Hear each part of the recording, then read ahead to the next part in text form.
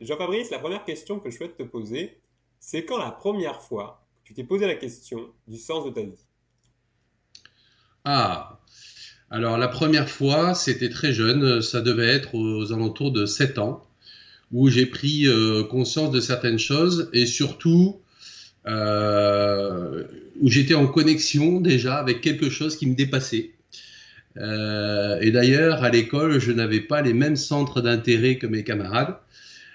J'étais vraiment déjà, je ressentais vraiment la connexion avec, je dirais, une sphère supérieure à l'époque, bien sûr, à 7 ans, je ne savais pas, hein, je ne pouvais pas définir, mais vraiment quelque chose qui me dépassait, comme si j'étais protégé, aidé, etc. Donc c'est vraiment très jeune où j'ai pu ressentir tout ça. Et ça s'est confirmé ensuite, bien sûr, au fil du temps, avec ce que j'ai vécu, les expériences mystiques, etc. Voilà. Ouais, déjà, à l'âge de 7 ans, tu avais cette connexion, ce ressenti, hein. On dit souvent que les enfants, ils sont ouverts sur l'invisible et que ça se ferme vers l'âge de 7-8 ans. Est-ce que Ouais. pour toi, il y a eu le même phénomène au cours entre 7 et 12 ans, quelque chose comme ça? Ah non, pas du tout.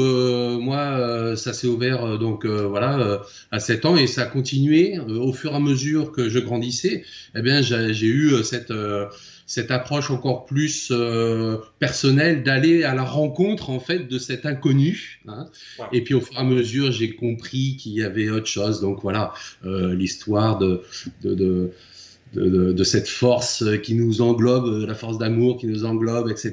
Voilà, donc j'ai évolué, j'ai été initié aussi à certaines choses, beaucoup de choses qui, sur le plan ésotérique également, pour comprendre un peu, parce que tout ce qui est à l'intérieur est à l'extérieur et tout ce qui est à l'extérieur est à l'intérieur. Donc Ouais. on peut pas se connaître soi-même finalement si on connaît pas non plus l'extérieur et inversement.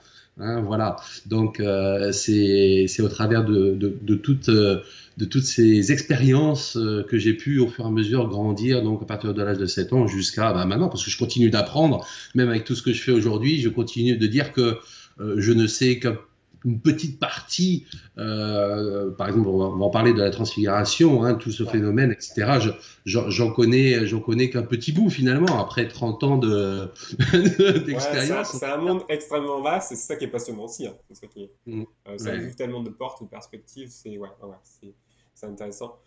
Oui, tu le dis très bien en fait, il y a cette perspective où on va être sur à la fois sur la connaissance de soi et puis la connaissance de l'extérieur, il y a ce retour toujours hein, entre les deux, cette discussion.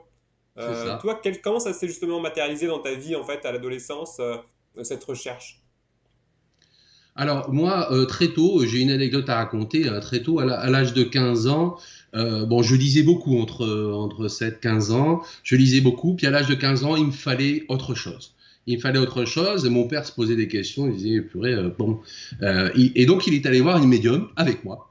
Et la médium lui a dit texto, écoutez, c'est quelqu'un qui a besoin de connaître davantage. Les bouquins lui suffisent pas. Il faut qu'il connaisse davantage. Et donc, il y a peut-être une initiation spirituelle à faire. Et donc de là, eh bien, j'ai été initié à certains mystères, hein, et puis ben, ça, j'ai évolué comme ça pendant quelques années. Et ensuite, eh bien, il y a eu ces expériences un petit peu mystiques qui sont venues concrétiser un peu tout ça. Ouais, Et ma confirmer, ouais. relation est devenue encore plus forte avec voilà, le monde de l'au-delà, si on peut l'appeler ainsi. Le monde de l'au-delà et au-dessus. Enfin bon, voilà, ça c'est L'autre après. monde, quoi, ouais, pour synthétiser, ouais, Voilà. l'autre monde. Tu parles des mystères, effectivement, aujourd'hui, il y a toute enfin, aussi une série d'initiations, de quêtes qui sont, je dirais, de quêtes initiatiques, hein, qui sont, je pense, bah, effectives, en fait, notamment dans le sud de la France, où c'est vrai qu'il y a toute une recherche spirituelle qui date pas d'hier, hein, disons que c'est une recherche sur plusieurs millénaires.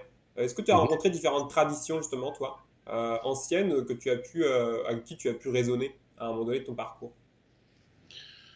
Oui, tradition ancienne, oui. Alors, je nommerai pas par discrétion, mais beaucoup de traditions anciennes, oui, mais plus des traditions, on va dire, qui se sont perpétuées d'âge en âge et oralement. Et ensuite, qui ont été un peu mis sur papier, on va dire. Mais cet enseignement fort ancien, hein, parce que ça remonte à l'Égypte antique, eh bien, il m'a poursuivi jusqu'à aujourd'hui. Et puis, je me suis même initié aux pratiques celtiques également. Donc, il n'y a pas que le sud de la France, les pratiques celtiques. Ouais, bien sûr, Voilà, bien sûr, donc bien sûr. tout ce qui est druidisme, les runes, etc., toutes ces choses-là. Alors, j'ai aussi pratiqué la numérologie, beaucoup de choses là. J'ai étudié un petit peu la Kabbale, voilà. Donc, des choses à la fois très diverses, mais très riches, qui m'ont permis de nourrir un peu aussi mon discernement. C'est important d'avoir du discernement dans la vie, hein. Il ne faut pas assimiler tout ce qu'on nous propose, mais bien en faire je dirais, faire une recherche intérieure, discerner le vrai du faux, en fait, ce qui nous parle ou ce qui ne nous parle pas, pour ensuite suivre son propre chemin, hein.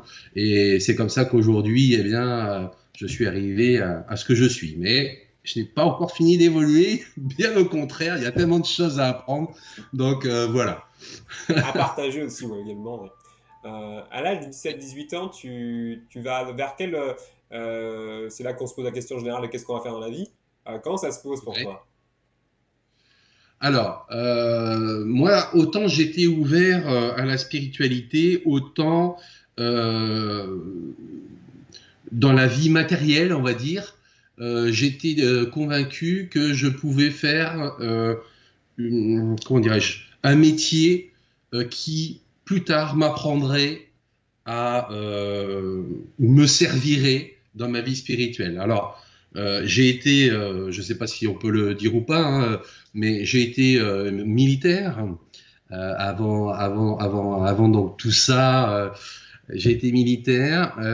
J'ai donc été un guerrier dans la matérialité et en même temps un guerrier sur le plan spirituel, puisque voilà, dès l'âge de 7 ans, j'étais déjà connecté, et puis, eh bien, au fur et à mesure, je combattais pour la lumière, c'est-à-dire pour essayer de contrebalancer un petit peu ce qui se passait dans notre monde. J'ai été très choqué dès mon adolescence, on va dire, de la tournure des événements de notre monde. Je ne comprenais pas l'humanité, et encore moins, bien sûr, aujourd'hui. On marche sur la tête. Et finalement, je suis un peu à contre-courant du sens dans lequel on veut nous amener. Quand je dis on veut nous amener, c'est voilà, une petite minorité qui emmène la grande majorité d'entre nous vers des choses qui ne sont pas, pour moi, empreintes de vertu, de valeur. On est à contre-courant complet de ce que doit être l'homme avec toute son humanité. Voilà, ça c'est ma pensée d'aujourd'hui. Et mon action tend à faire prendre conscience aux gens et à ouvrir leur cœur, hein, de façon à leur dire, bah, écoutez, ne soyez pas comme des moutons, ayez le discernement nécessaire pour évoluer à votre niveau, euh, informez-vous, euh, allez de l'avant et ouvrez les yeux vers quelque chose qui vous dépasse peut-être pour l'instant, mais ouvrez quand même les yeux. Ouvrez les yeux, le cœur, la conscience. Voilà. Hmm. Faites le premier pas, quoi. Hein. Faites le premier pas, effectivement, C'est ça. Faites le premier pas et les choses vont venir à vous. Voilà, tout à fait. tout à fait. Oui, oui, c'est un grand chemin, là. Tu le synthétises très bien, mais c'est une grande ouverture. Ouais, ouais. Oui, Tu- c'est tu- parfois compliqué, hein, mais c'est pas simple parce que on se perd dans un monde où finalement on n'a plus de repères.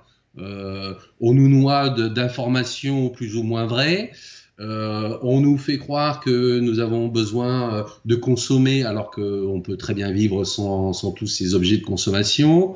Euh, voilà, on est enfermé dans une bulle dorée et moi, mon objectif, c'est pas de rester enfermé, c'est d'être libre, totalement libre, donc d'avoir ce discernement nécessaire, hein. C'est important pour moi pour pouvoir juger la situation et pour pouvoir prendre une décision en ce qui me concerne, pour suivre un chemin empli d'amour, de bienveillance, de respect par rapport à autrui.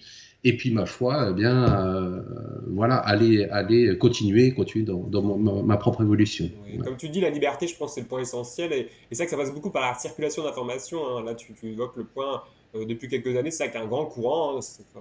Internet a été vraiment un vecteur, je pense, de cette liberté, de cette Oui. information. Et il y a un grand Mmh. courant, disons, d'information du citoyen informé, de la personne qui va elle-même chercher les informations. Même si c'est pas toujours facile parce qu'on a quand même accès à plein d'informations faire le tri, parfois, ça demande quand même un vrai discernement, hein. Tu vois que le discernement, pour le coup, ça va être au niveau du Mhm. cœur que ça va se passer. La tête est importante, mais le cœur aussi va jouer, C'est quoi, ça, tout à fait. C'est que effectivement, on reçoit beaucoup d'informations. Il faut faire le tri. C'est pour ça que j'ai parlé de discernement. Et ensuite, écouter son cœur. Effectivement, écouter son cœur, parce que le cœur a toujours raison.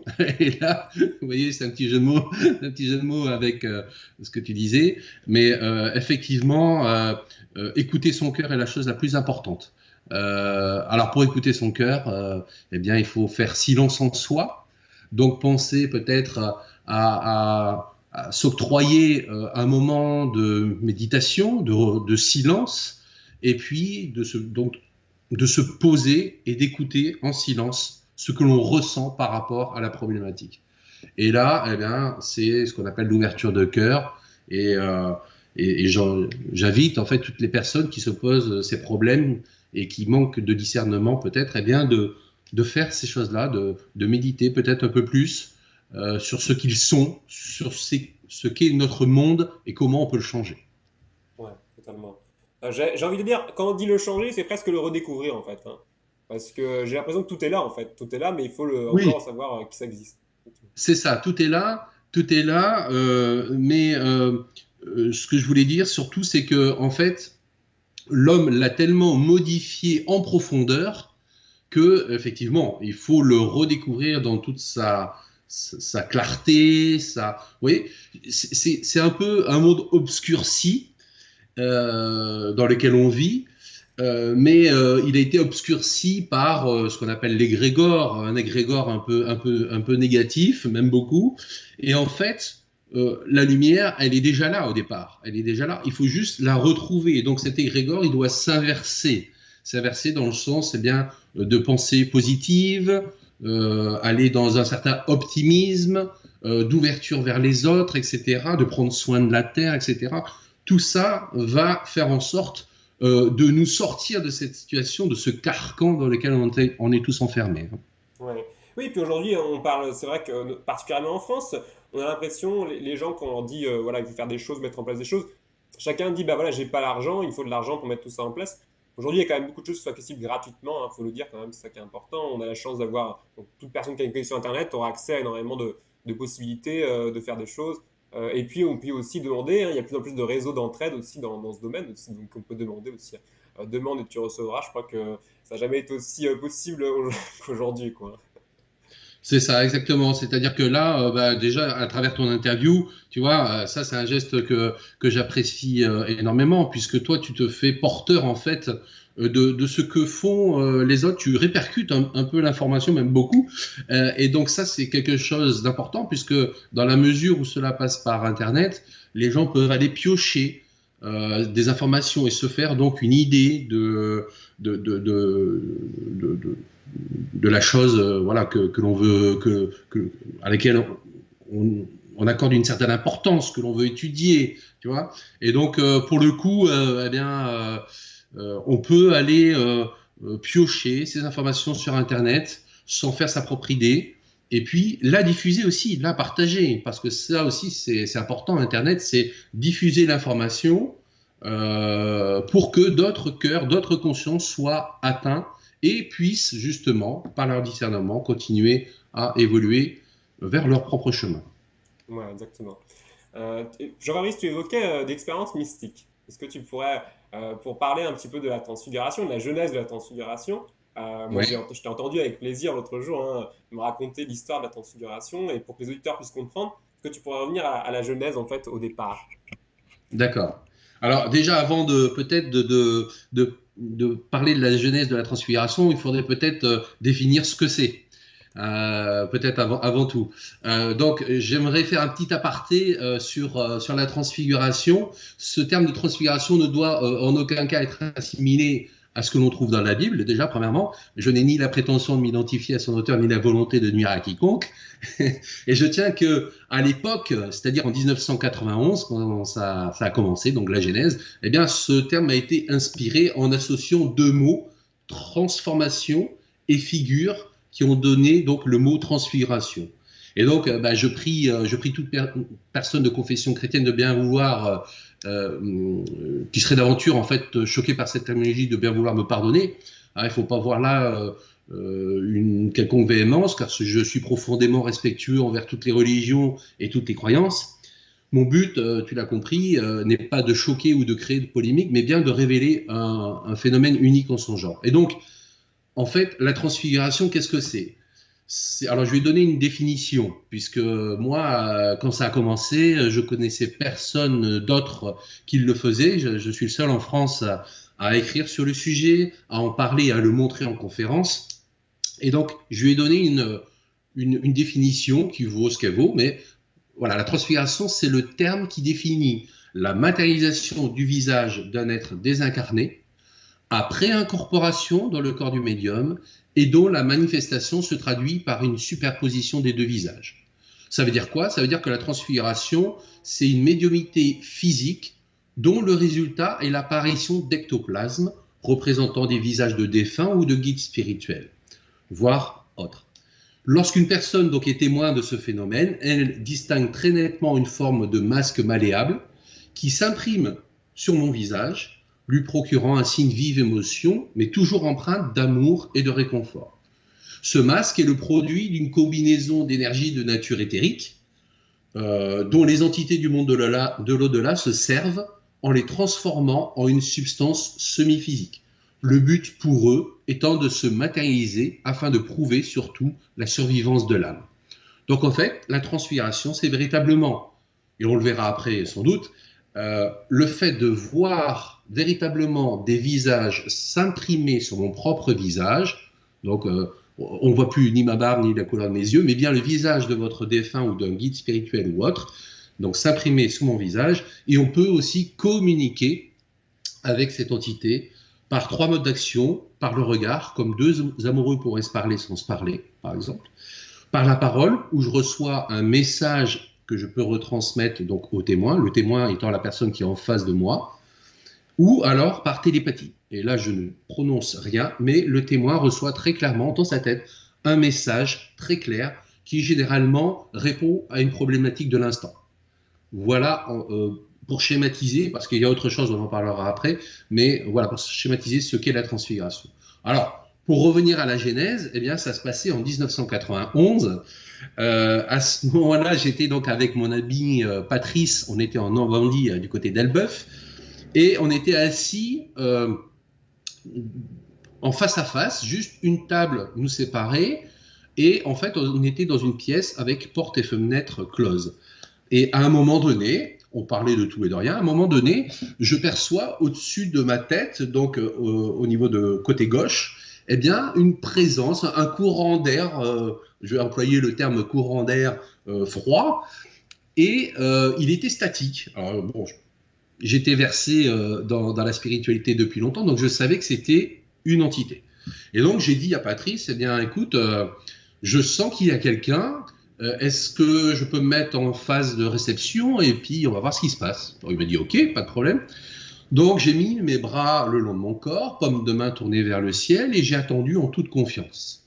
Et là donc ce courant d'air froid, comme on dit, eh bien cette entité en fait est venue au niveau de ma main, à caresser ma main, puis à allonger mon bras, allonger donc le cou, à caresser ma joue. Et comme je savais, je ressentais que c'était une entité amicale, eh bien, j'ai laissé faire en toute confiance. Et là, cette entité m'a complètement pénétré, donc m'a incorporé, et j'ai ressenti un grand frisson, un peu comme dans le film Ghost, avec Woody Goldberg, qui, bon, de façon exagérée là, mais qui ressent cette pénétration donc à l'intérieur de son corps. Et donc j'ai ressenti de grands frissons qui me parcouraient tout le corps, de la tête aux pieds. Et à un moment donné, je vois mon ami Patrice qui commence à devenir blême, qui écarquille les yeux. Et là, je dis, il se passe quelque chose. Donc, je suis resté vraiment en toute confiance parce que moi, j'étais bien. Et lui, eh bien, il a commencé à voir un visage, donc s'imprimer sur mon propre visage. C'était le visage d'un Indien, peau mate, cheveux longs et noirs. Et cet Indien, entre guillemets, a eu la bonne idée de s'avancer vers lui pour lui dire « Regarde, je suis là, je suis bien vivant ». Alors autant vous dire que Patrice, il a fait un bond en arrière sur sa chaise parce qu'il a été surpris de cette avancée de cette entité. Mais il a bien vu que c'était tout à fait amical. Donc il s'est ressaisi et puis l'entité est restée quelques secondes puis est partie, laissant la place à une deuxième entité, toujours un homme, un bagnard, avec son chapeau de bagnard, son habit de bagnard et l'air triste dans les yeux. Et vous connaissez l'adage, hein, jamais 203. Et là, une troisième entité est arrivée. Pour le coup, c'était une dame, une vieille dame, qui était assez joviale, ce qui a fini d'ailleurs de réconforter Patrice. Et elle s'est montrée pendant quelques secondes avec ce sourire, puis est partie. À la fin de cette expérience, Patrice me dit, mais c'est un truc de fou qu'on a vécu. C'est vraiment super. Mais tu vois, ce qui serait bien, c'est que tu puisses réitérer ce phénomène Ouais. à ta convenance pour pouvoir eh bien, continuer par la suite. Et donc, c'est en toute humilité que j'ai essayé de maîtriser ce phénomène. Je dis essayer parce que après 30 ans d'expérience, je sais qu'il y a toujours à apprendre et je vais continuer à apprendre. Mais mon désir aussi, c'est de faire en sorte de partager et peut-être de former des gens capables de faire la même chose que moi. Parce que j'ai toujours dit dans mes conférences que je n'étais pas forcément un extraterrestre, entre guillemets, parce que nous étions tous faits de la même manière et que si moi j'arrivais à faire cela, c'est que d'autres pouvaient le faire.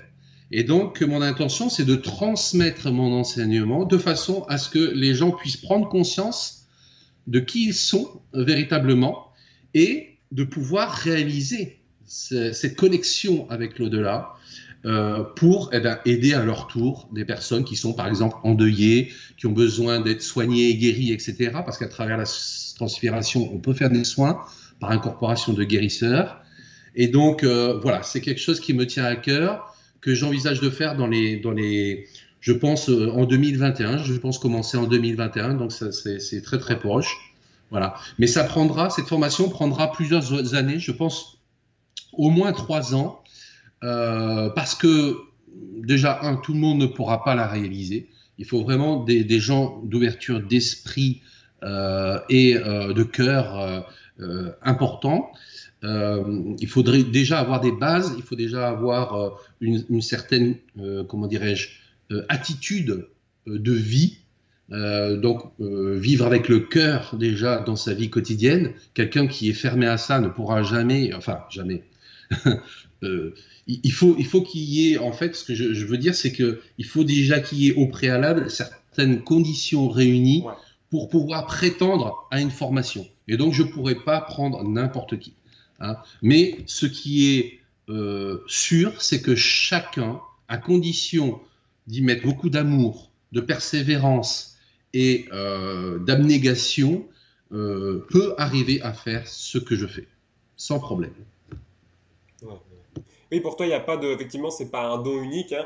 Il y a toutes ces capacités existent en nous. Elles parfois se manifestent de différentes manières, hein. C'est vrai que les médiums effets physiques, on en parle moins aujourd'hui. On en a beaucoup parlé les siècles derniers, dans les 2 derniers siècles, on en a beaucoup parlé. C'est vrai qu'aujourd'hui, on connaît moins. Pour C'est ça. autant, ça reste des possibilités qui sont en nous, hein, qui sont là, quoi. C'est ça, c'est exactement ça. Et moi, j'ai eu cette expérience assez jeune, puisque ça a commencé en 91, donc j'avais 22 ans. Ce que je veux dire, c'est que euh, ouais, c'est que ces choses que l'on apprend, on se doit de les partager. Ouais. On se doit de les partager parce que ce sont tellement de connaissances qui m'ont été révélées, d'apprentissage tellement important que je ne me vois pas partir dans l'autre monde sans avoir légué ce que j'ai à léguer. Après, c'est à chacun de faire le pas, c'est à chacun de vivre son expérience et de voir s'il est intéressé ou pas hein, Ouais. par ce phénomène. Voilà. Oui, c'est vraiment proposer une porte et après chacun décide de la franchir ou de ne pas la franchir. Ah bah oui, chacun Mais est déjà, c'est libre. construire la porte, hein. Construire la porte pour qu'elle soit accessible. Voilà. Voilà, c'est ça, exactement. Exactement. Parce que la transmission, comme tu dis, je pense que quand on vit un certain nombre d'expériences personnelles qui sont fortes, d'enseignement, qu'on en retire aussi une vision du monde qui est totalement différente de celle qu'on peut avoir au départ. Après, ça va être comment le partager avec d'autres, hein, comment, voilà, si on le souhaite, si les autres souhaitent aussi recevoir, comment nous, ce qu'on a vécu, le partager, et ça peut être, c'est là que ça peut être aussi une aventure, une deuxième aventure, j'allais dire, au-delà de l'aventure Oui, personnelle. c'est ça. C'est après avoir vécu pendant 30 ans ce genre d'expérience, c'est une nouvelle aventure qui s'ouvre où, eh bien, alors je continuerai à recevoir bien sûr les gens pour une transfiguration en privé, ou hein, voilà, il n'y a pas de souci, ou faire des soins, ou voilà, mais surtout transmettre effectivement une connaissance qui me paraît importante. Et d'ailleurs, on m'a révélé récemment qu'on continuerait à m'enseigner pour que je puisse, avec les mots justes et adaptés à chacun, pour que chacun puisse comprendre en fonction de qui il est, de ses connaissances personnelles, etc. Donc, je ne serai pas tout seul à faire ça, à m'aider bien sûr.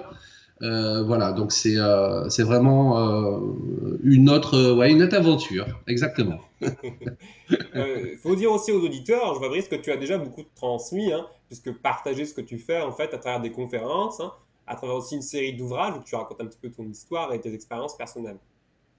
Oui, alors tout à fait. J'ai fait 10 ans de conférences à travers toute la France. Bon, ça s'étend. J'ai commencé en 2008, et puis j'ai un petit peu arrêté là en 2019.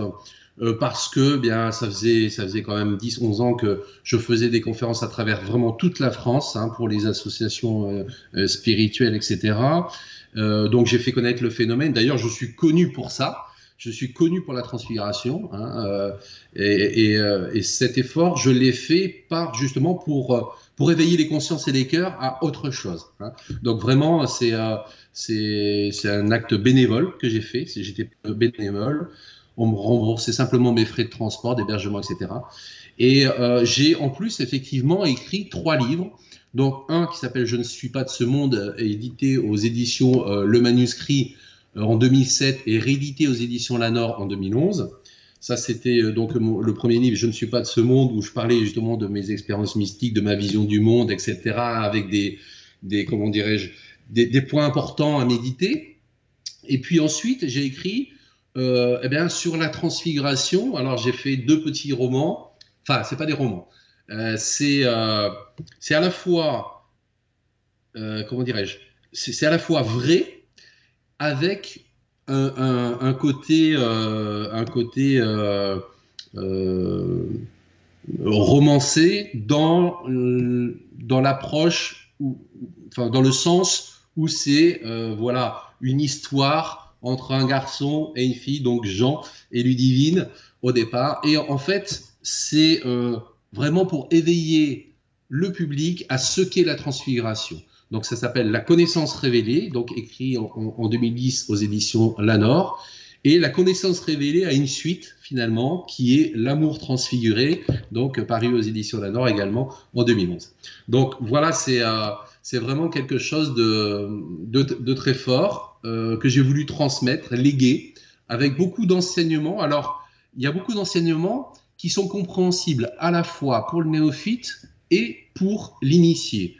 Et si vous lisez à une période le livre, quand vous le relisez plus tard, hein, peu importe le temps, vous avez une autre compréhension des choses, parce que vous vous apercevez que vous avez loupé peut-être à un moment donné un lien particulier, etc. Enfin, c'est quelque chose qui peut se lire Ouais. euh, en plusieurs temps avec une compréhension différente, parce que je vous dis, c'est à la fois le néophyte et l'initié. Et l'initié revient sur certaines choses et le néophyte continue à apprendre, et voilà, au fur et à mesure du temps. Hmm. Oui, je pense en plus que c'est vrai qu'à travers les mots, il y a des expériences personnelles qui transparaissent aussi, hein. C'est vrai que tu es aussi canal, médium, hein. Donc ça, je pense que voilà, quand on écrit un livre, qu'on est médium et qu'on l'écrit avec le cœur, je dirais qu'il y a quelque chose qui passe aussi de soi-même, hein, à travers le livre, hein.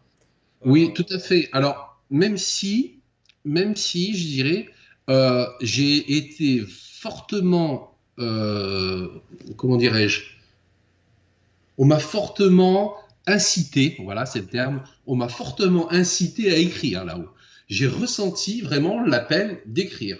ils m'ont dit, en gros, hein, il est temps pour toi de dire certaines choses. Et donc, j'ai écrit en très peu de temps ces livres. Hein. J'ai dû mettre 4 mois à écrire le premier, 6 mois à écrire le second, et pareil pour le. Donc, en très peu de temps, j'ai écrit, et ça a été très fluide en fait, très fluide. Euh, et donc tout ce qui était correction, ça s'est bien passé aussi. Il y a pas eu de problème. En plus, bon, la recherche d'un éditeur m'a été facilitée. Moi, j'en ai fait quand même 10. Hein. D'ailleurs, c'est plus facile d'écrire un livre que de trouver un éditeur. Hein. Je dis à tous ceux qui veulent écrire un livre, c'est plus difficile de trouver un éditeur. Mais j'ai quand même trouvé donc cet éditeur, les éditions Lanor, rue Vaugirard à Paris. Et eh bien, ça m'a permis effectivement de donner un peu de moi-même, de ma compréhension des choses. Et beaucoup de choses ont été aussi dites voilà, par Canal. Hein, voilà. Ouais, exactement. Ça, Alors, ce qu'il y a de drôle en plus, c'est que moi, ça fait partie des ouvrages adolescents, les premiers que j'ai achetés en fait, parce que j'ai rencontré, je pense, en extérieur, c'est trois ouvrages d'un coup. J'ai acheté les trois d'un coup, je suis tiens, c'est marrant, ça m'attire. Et j'avais acheté les trois d'un coup, ça c'est pour te dire. Et puis, quand on m'a reparlé, en fait, quand j'ai interviewé Pierre, hein, quand j'ai interviewé Pierre, merci à lui, et qui m'a parlé de transfiguration, là j'ai fait tic parce que moi, la seule fois où j'ai lu un livre où il y avait de la transfiguration, c'était tes ouvrages, quoi. Hein. oui. Donc du coup, je fais, attends, je regarde dans la bibliothèque, déjà me dit quelque chose. Un Jean Fabrice qui fait de la transfiguration, il n'y en a pas 50, il y en a qu'un, et c'est comme ça que voilà, on a été mis en contact C'est par Pierre. ça. Hein. Ouais, super. Comme quoi, il n'y a pas de hasard. Hein. Non, il n'y a pas de hasard. Et puis je pense que s'il y a une chose qu'on doit, bah, que je peux inviter les auditeurs à faire, c'est vraiment s'ouvrir au dialogue. Souvent, c'est vrai qu'on a cette peur un peu de ce monde spirituel, des personnes qui pratiquent la médiumnité. Alors que lorsqu'on entre dedans et qu'on découvre les personnes, on se dit, bah voilà, j'ai été un peu, pas naïf, mais j'ai été, voilà, j'ai eu des peurs qui n'étaient, voilà, qui n'ont pas lieu d'être en fait. Il y a beaucoup de choses à découvrir, il y a beaucoup de belles choses à partager, quoi. Hein.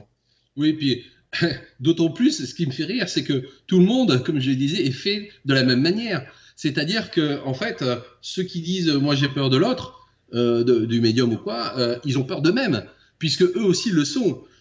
Chacun d'entre nous, on a des facultés à condition de les développer, bien sûr, d'en prendre conscience déjà, hein, et de les développer. Mais chacun d'entre nous a des capacités en magnétisme.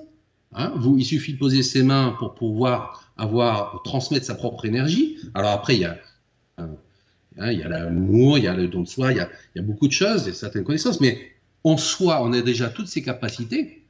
La médiumité fait partie aussi de nos capacités. Donc chaque homme, chaque femme est potentiellement capable de développer ses facultés et de devenir à son tour médium ou magnétiseur et ou d'ailleurs magnétiseur, etc.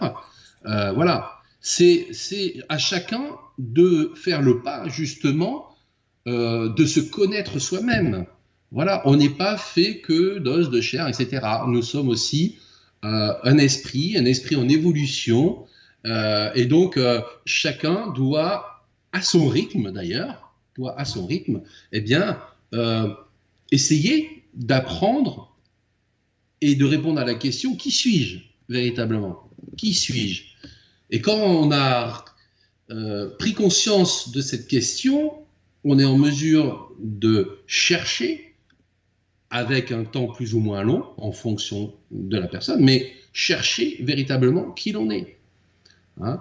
Et chacun a cette possibilité, je le crois profondément, sauf que par des peurs, par du qu'en dira-t-on, etc., certaines personnes n'osent pas le faire.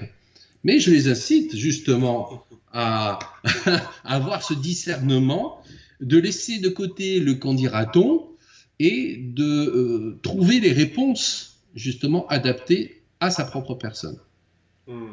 Souvent, il y a cette peur un petit peu de se déconnecter du matériel. Et pourtant, ton discours, bah, il vient quand même de quelqu'un qui a été militaire. Donc, on peut se dire, effectivement, quelqu'un qui était quand même au jour le jour dans l'instinct aussi, dans tout ce qu'il y a de plus primitif, hein, je dirais, l'instinct animal de l'homme, de réagir face à la survie, face à des situations d'urgence. Donc, quelque chose Mhm. de très, voilà, de très lié, en fait, à notre vécu aussi terrestre, le plus impactant, je dirais, le plus compliqué. Hein. Oui, tout à fait. En fait, moi, j'ai toujours dit qu'il fallait trouver l'équilibre entre la matérialité et la spiritualité. C'est-à-dire qu'on était les deux. En fait, pour schématiser, on est un esprit enfermé dans un corps, ce corps vivant dans la matière. D'accord? Donc on est à la fois esprit et corps. Et si on veut vivre en harmonie, il faut trouver l'équilibre. Et donc l'équilibre se trouve aussi également au niveau de la matérialité et de la spiritualité. C'est-à-dire que, pour schématiser, on peut être très bien ancré au sol et avoir la tête dans les nuages. D'accord? C'est-à-dire les pieds au sol, la tête dans les nuages, c'est-à-dire faire part égale entre le fait de pouvoir bien vivre sur Terre, travailler, avoir un travail pour se nourrir, etc. Voilà, l'aspect matériel. Et puis, bien sûr, à côté, élever sa conscience pour pouvoir évoluer. Parce que n'oublions pas, c'est l'esprit qui s'est incarné pour vivre dans la matière et justement apprendre au travers de la matérialité. Hein, apprendre au travers de la matérialité. Et ça, voilà, c'est quelque chose qui est peut-être pas suffisamment clair dans l'esprit de certains, mais c'est pourtant ce qui se passe. Ouais. Aujourd'hui, quel est ton regard justement? Tu parlais tout à l'heure de cette période un peu particulière de société qui est en mouvement, hein. C'est vrai que on est un petit peu entre guillemets, j'allais dire en crise, mais ce n'est pas une crise en fait, c'est en remise en question totale de schéma de fonctionnement. Toi, quel est ton regard par rapport à cette vision spirituelle? Est-ce que ça a apporté justement un regard plus optimiste par rapport à ce qu'on nous propose actuellement, qui est quand même très fataliste, hein. Dans la plupart des cas, on n'est pas quand même dans un monde qui va mieux, hein, du jour, voilà, de jour en jour, hein. Oui, alors c'est vrai que le monde dans lequel nous vivons est un monde empreint de beaucoup de négativité, on va dire. Ce qui se passe à l'heure actuelle dans notre monde, je parle du Covid, je parle de toutes ces tensions qui existent. Bon, ce n'est pas pour rien, nous ne voilons pas la face. Ça nous invite, chacun et chacune, à justement avoir un temps de repos, un temps de réflexion sur le pourquoi du comment, c'est-à-dire pourquoi ces choses-là arrivent, pourquoi nous sommes confrontés à ce genre de phénomène, et surtout comment on peut en sortir. Moi, je dirais que ce qui nous arrive, c'est quelque chose d'extrêmement positif. Pourquoi? Parce que, et oui, contrairement à ce qu'on peut penser, c'est extrêmement positif. Pourquoi? Parce que ça va inciter fortement les gens à faire cette pause, c'est-à-dire à se dire, mais finalement, est-ce que je vais continuer à subir? Est-ce que je vais continuer à écouter totalement ce que l'on me dit, entre guillemets, médias, télévision, journaux et autres? Est-ce que je vais être totalement sous influence ou au contraire, est-ce que je vais avoir ce discernement qui me permet de voir plutôt la lumière que l'obscurité? D'accord? Pour moi, il y a deux forces qui s'affrontent en ce moment. Les forces de dissolution, dislocation, hein, donc un peu long, on va dire, et les forces de construction, les forces d'élévation, donc côté lumière. Et ce combat qui a lieu sur le plan, on va dire, de l'immatérialité, eh bien aussi s'incarne en fait dans la matière. D'accord? Donc, n'oublions pas, hein, ce que nous vivons dans le monde manifesté se passe aussi dans le monde non manifesté. Donc, le monde manifesté étant la matière, le non manifesté étant sur le plan spirituel. Et donc, qu'est-ce qui se passe? Il y a un grand combat aujourd'hui entre ceux qui font office entre guillemets, bourreaux, c'est-à-dire ceux qui veulent asservir les gens, et ceux qui essayent de voir autre chose, de voir plutôt la lumière, de mettre en valeur les valeurs et les vertus, de mettre en valeur l'amour, la fraternité, le partage et autres. D'accord? Et donc, moi, je suis plutôt dans le camp de ceux qui disent aux autres, eh bien, le plus important, c'est de retrouver nos valeurs et nos vertus, c'est d'aller vers l'autre, de ne pas avoir peur, parce que la peur, c'est vraiment le contraire de l'amour. Le contraire de l'amour, je pèse mes mots. Et donc, si vous restez dans ce sentiment de peur, vous êtes dans le non-amour. Et si vous êtes dans le non-amour, vous vous perdez, tout simplement. Vous perdez vos repères. C'est ce qui arrive à l'humanité dans sa globalité aujourd'hui. Elle n'a Ouais. plus de repères dans les valeurs, les vertus. On devient inhumain. On perd notre humanité à cause de la peur. Et cette peur est engendrée par une minorité qui détient le pouvoir à la fois politique, financier et autres. On restera dans ce schéma-là, eh bien, on n'arrivera pas à évoluer. Et le risque de conflit majeur est grand. Est grand. Ouais. Oui, comme tu le dis, ça passe par soi, en fait, hein, effectivement, hein. Ça passe par les choix qu'on fait tous les jours, en fait, face aux situations. Chacun fait comme il peut, hein, je dirais, mais c'est vrai que c'est très lié quand même à la connaissance de soi. Donc, comme tu disais, il y a toujours ce chemin, en fait, où on va vers soi, vers les autres, un temps de pause, hein. Un temps de pause, ça implique quand même un chemin vers soi-même, hein. Une façon de revenir à qu'est-ce que l'on veut créer dans les jours, quels sont nos projets, en fait, hein. Dans le temps, qu'est-ce qui est vraiment important? Est-ce que c'est juste d'aller chercher des biens de consommation, d'accumuler de l'argent, et puis d'acheter une maison? Euh, voilà, il y a peut-être des choses aussi à voir qui sont, ce qui n'empêche pas d'avoir une maison d'ailleurs, mais à voir aussi des choses qui sont peut-être plus importantes pour nous en fait dans notre évolution, quoi. C'est ça, tout à fait. Chacun, bien sûr, est libre de réaliser ses rêves pour obtenir, par exemple, des biens matériels, comme tu viens de le citer. Il n'y a pas de souci pour ça. Mais d'un autre côté, avoir des projets constructifs pour euh, définir vraiment, comme je disais tout à l'heure, qui l'on est. Qui suis-je? Qui suis-je véritablement? Alors, certains balayeront d'un revers de main tout ça parce que ça ne les intéresse pas, ils veulent jouir de la vie, et c'est leur libre choix, et on doit respecter ce libre choix. Ouais, Ça veut dire quoi? Ça veut dire que, eh bien, ils ne sont pas pour l'instant assez éveillés sur le plan de la conscience pour voir autre chose. Eh bien, ça, ils verront plus tard, en fait, hein, dans d'autres incarnations. Euh, pour ceux qui ont cette ouverture d'esprit, qui commencent à avoir cette ouverture d'esprit, eh bien, je les encourage à vraiment aller de l'avant, de se poser des bonnes questions et de savoir s'ils acceptent ou non de continuer à vivre dans ce monde tel qu'il est. Chacun doit pouvoir se définir et puis projeter dans sa vie quelques objectifs spirituels, comme par exemple eh bien, faire quelque chose, quelle que soit l'activité d'ailleurs, hein, mais qui permet aux autres également d'évoluer. Chacun est un maillon de la chaîne qui permettra à un moment donné à l'humanité de changer. Le changement, il vient de façon individuelle avant tout. D'accord? L'individualité, donc chacun change et à ce moment-là, la chaîne se fortifie et l'humanité pourra changer. D'accord? Donc, c'est l'individu en premier qui doit changer. En fonction des projets de chacun, eh bien, l'humanité pourra ou ne pourra pas évoluer correctement. Mais à un moment donné, il y aura une prise de conscience, forcément. ouais, ouais. Je pense que les événements nous poussent aussi hein, vers cette prise de conscience.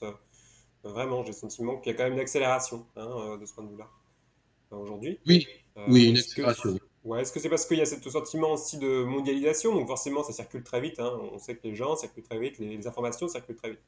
Ce qui nous appelle aussi de plus en plus vite à nous rendre compte de ce qui justement est dysfonctionnel, quoi, hein, de façon très, très rapide. Oui, alors effectivement, on s'aperçoit que, alors en fonction des informations, et là aussi j'insiste sur le fait d'avoir du discernement, mais en fonction de l'information, effectivement, les choses vont beaucoup euh, dans le sens d'une évolution rapide, de prise de conscience. Euh, Après, ça va tellement vite que parfois certains s'y perdent aussi. Euh, on me dit ça d'un côté, on me dit ça de l'autre. Voilà. Il faut que chacun, effectivement, puisse discerner ce qui est bon pour lui dans un premier temps. Qu'est-ce qui est bon pour lui? Quelles sont les informations bonnes pour lui? Enfin, qui résonnent en lui, je devrais dire. Qui résonnent en lui. Ça veut dire qui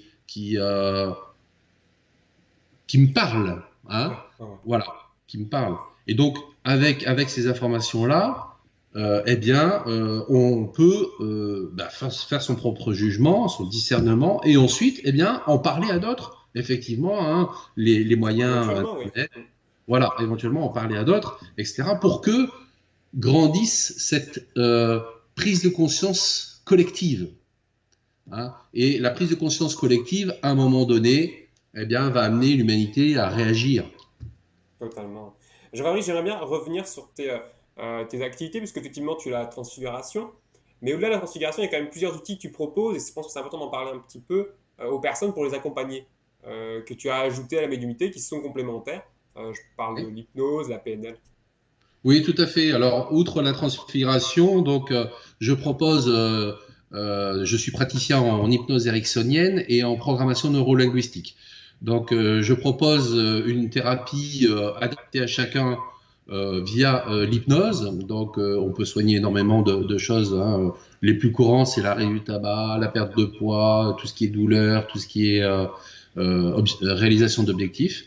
Et puis la programmation neurolinguistique qui est moins connue, qui date pourtant des années 70. La programmation linguistique, je vais en dire un petit mot, c'est en fait la capacité pour le thérapeute de modifier les comportements mentaux, conscients et inconscients, donc du patient, de façon à, alors par le biais bien sûr de ce qu'on appelle la linguistique. Alors la linguistique, qu'est-ce que ça veut dire? Ce n'est pas que le langage verbal. Le langage verbal correspond à 7% de notre communication. Le langage non verbal, c'est-à-dire la gestuelle, le comportement, etc., 93%. Donc c'est au travers d'une discussion qui dure d'ailleurs 2 heures, où au préalable, le patient va me donner son objectif personnel. Hein. Par exemple, l'objectif personnel, alors je dis toujours qu'il faut qu'il soit SMART, cet objectif. SMART comme spécifique, M comme mesurable, A comme adapté et ambitieux, R comme réaliste et T comme temporellement défini. Et cet objectif, c'est un objectif donc personnel. Ça peut être, par exemple, trouver ou retrouver l'estime de moi, trouver ou retrouver ma confiance, trouver ou retrouver ma sérénité. Quelque chose qui est personnel, qui est intrinsèque. D'accord? Et une fois que cet objectif sera atteint, il va se décliner dans tous les autres domaines de la vie. Donc, domaine sentimental, familial, professionnel, etc. D'accord? Donc, la PNL consiste via une discussion où je vais trouver le fil conducteur pour bien sûr arriver à l'objectif personnel, eh bien, vise à faire en sorte que les ressources intérieures du patient soient mises en valeur, d'accord, et eh bien, ressortent pour lui permettre d'atteindre son objectif personnel. Ouais. C'est vraiment quelque chose de très fort. Moi, je dis, hein, si tout le monde avait une certaine connaissance de la PNL, eh bien, le monde tournerait différemment. Voilà, apprendre à se connaître soi-même, je veux dire, la PNL, ça sert aussi à atteindre ses objectifs, mais aussi ça permet de se comprendre soi-même, de voir un petit peu les choses qu'on n'avait pas vues. C'est une autre vision de soi-même et du monde environnement finalement, hein, 2 heures après. Hein, c'est vraiment ça. Ouais. Voilà. Et le changement, il s'opère instantanément, c'est-à-dire au bout des 2 heures, et il est pérenne. Ça veut dire qu'il dure dans le temps. Et même les gens que vous côtoyez de l'extérieur, eh bien, se rendent compte de ce changement parce que, eh bien, à travers vos gestes, vos comportements, votre façon de parler, ils sentent qu'il y a eu quelque chose. Alors, ils peuvent vous dire qu'est-ce qui s'est passé? T'as changé? T'es allé voir qui? Etc. Et voilà. Donc, quelqu'un qui manque de confiance, il vient me voir, il repart avec la confiance. Quelqu'un qui se sous-estime, eh bien, repart avec vraiment l'estime de soi. Ouais. D'accord? Donc, c'est vraiment quelque chose de très fort, de très puissant. Et bah, voilà, j'invite tous ceux qui ont des objectifs personnels à atteindre eh bien, à me joindre sans problème. Je serai là pour répondre. Ouais, c'est vrai que c'est un outil assez génial et en plus, le fait de verbaliser aussi, je pense énormément, ça, je crois que c'est déjà enfin, c'est quelque chose d'extrêmement important de verbaliser ses objectifs, hein, de dire ce que l'on veut créer en fait. Qu'est-ce qui nous gêne finalement, qu'est-ce que nous on ressent comme des obstacles. Et je crois que c'est super important d'avoir quelqu'un qui va faire justement ce miroir un petit peu de ça. Oui, alors moi je ne suis là que comme intermédiaire, on va dire. Hein. Ouais. En fait, la révélation, elle se fait à l'intérieur. Elle se fait, c'est le patient qui se révèle à lui-même certaines choses. Parce qu'il y a la partie consciente et la partie inconsciente. Et c'est l'inconscient qui prend aussi parfois le dessus et qui fait ressurgir des choses que la personne ne voyait pas, en fait. C'est pour ça que je dis bien qu'il y a au départ une certaine vision de soi-même et de son environnement. Ouais. Et 2 heures après, on a une autre vision parce qu'on a aperçu on a senti aussi qu'il y avait des choses nouvelles. Alors, je dis souvent que la PNL se pratique de la façon suivante. Voilà, vous êtes une personne, mais cette personne, elle est composée de différentes parties. Alors, on a par exemple le Jean-Fabrice qui doute, le Jean-Fabrice qui a peur, voilà, d'accord. On a plusieurs parties et ces parties-là, eh bien, elles se confrontent entre elles de façon à en retirer ce qu'on appelle la substantifique moelle, donc les ressources nécessaires pour, eh bien, atteindre l'objectif personnel. Donc, c'est vraiment quelque chose de très parlant, puisqu'on s'aperçoit que telle partie de soi-même a le dessus sur une autre. Et on s'aperçoit également que chaque partie de soi-même est interconnectée avec les autres. C'est là où on apprend véritablement à se connaître, à se dire « Ah tiens, mince, j'avais pas vu ça. Ah bah oui, telle partie m'a dit ça, telle partie a besoin de telle autre partie, etc. Si je fais pas ça, j'arriverai pas à mon objectif personnel. » Hein? Et ça c'est remarquable. C'est vraiment superbe. C'est très C'est un travail passionnant. en profondeur. Hein? C'est clair. Jean-Marie, je te remercie. Le temps passe très vite. Je pense qu'on pourra aborder encore de multiples sujets et de multiples anecdotes aussi de ton parcours qui est très très riche, hein. J'invite d'ailleurs les personnes qui le souhaitent à aller voir ton site internet, hein, aussi éventuellement à acheter les ouvrages parce que c'est vrai que ça vaut le coup d'approfondir, voilà, vraiment. Et Merci. puis, si tu as un mot de la fin pour les auditeurs que tu souhaites partager, eh bien, écoute, je te laisse la parole.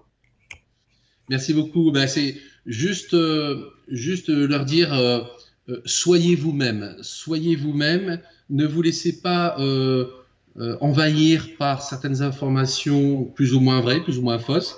Soyez vous-même, vivez ce que vous êtes véritablement. Euh, Laissez votre cœur parler. Laissez l'amour vous pénétrer complètement. Euh, Inversez certaines comment dirais-je, certaines habitudes, certaines choses qui vous poussent dans le mauvais sens. Voyez et n'ayez pas peur, surtout, d'aller dans le sens des valeurs, des vertus, de l'amour que l'on a perdu. Ne vous perdez pas avec le monde. Soyez vous-même, tout simplement. Et pour ceux qui ont vraiment l'envie de s'en sortir, je suis là. Je suis là. Comme d'autres d'ailleurs de mes compères, je suis là. Vous pouvez me faire confiance. N'hésitez pas.